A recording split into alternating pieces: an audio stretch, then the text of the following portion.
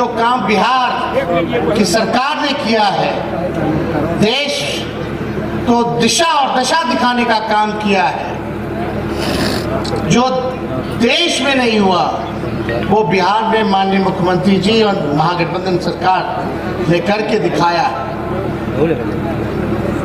आप सब लोगों को जानकारी होगा, जो गरीब तबका, जो अंतिम पायदान पे खड़ा व्यक्ति है, जो परिवार है, समाज है, हम लोगों की प्राथमिकता है कि उनको मुख्य धारा में हम लोग लाने का काम करें, उन तक विकास पहुंचे, उन तक हम लोग चाहते हैं जो गरीब है उसकी गरीबी मिटे, जो भूखा है उसका पेट भरे, जो भूमिहीन है उसको जमीन मिले।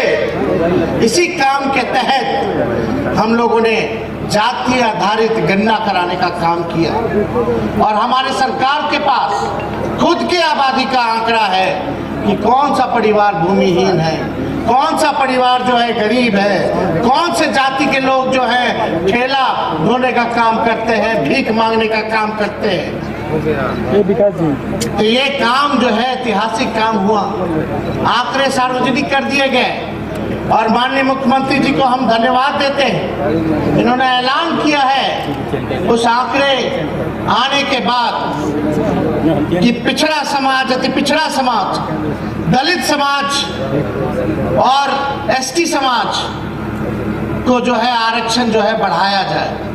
और माननीय मुख्यमंत्री जी ने जो पिछड़ों के लिए, अति पिछड़ों के लिए, दलित भाइयों के लिए, आदिवासियों के लिए जो आरक्षण बढ़ाने का काम किया है, इसके लिए हम तहे दिल से इनको धन्यवाद करते हैं।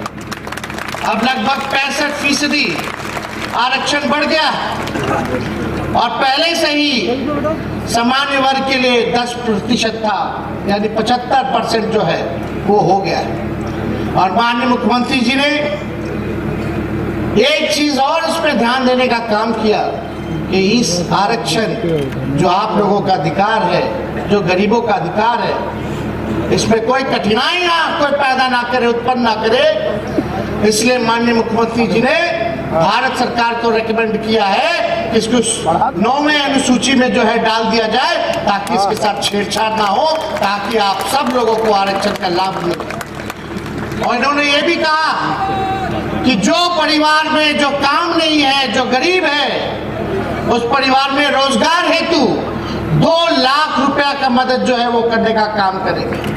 जिसको जमीन नहीं है उसको जमीन खरीदने के लिए 1 लाख रुपया देने का काम करेंगे और घर बनाने के लिए 1,20,000 का मदद माननीय मुख्यमंत्री जी ने ऐलान किया है करने का काम करेंगे। हम लोगों की सरकार सामाजिक न्याय की सरकार है। हम लोगों की सरकार का मानना है कि सामाजिक न्याय के साथ साथ लोगों को आर्थिक न्याय भी मिलना चाहिए।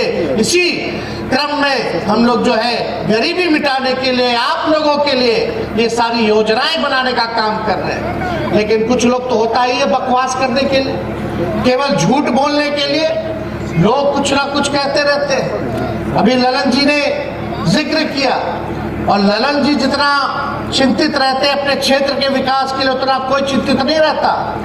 और ये पार्लियामेंट में जब बोलते हैं तो एक प्रमुख आवाज बन करके बोलते हैं। आज जो दौर चला है, ये दौर चला है संविधान को खत्म करने का, लोकतंत्र को खत्म करने का। और ललन जी संविधान को बचाने के लिए, लोकतंत्र को बचाने के लिए प्रमुखता से जो है सरकार के खिलाफ, सरकार को आईना दिखाने का काम करते हैं। तो अभी जिक्र कर रहे थे कि बड़े बड़े मंत्री लोग आते हैं भारत सरकार के, खाली वोट चाहिए उनको, वोट से मतलब है, कोई काम करने से मतलब उन लोगों को नहीं है, केवल झूठ बोला जाता है।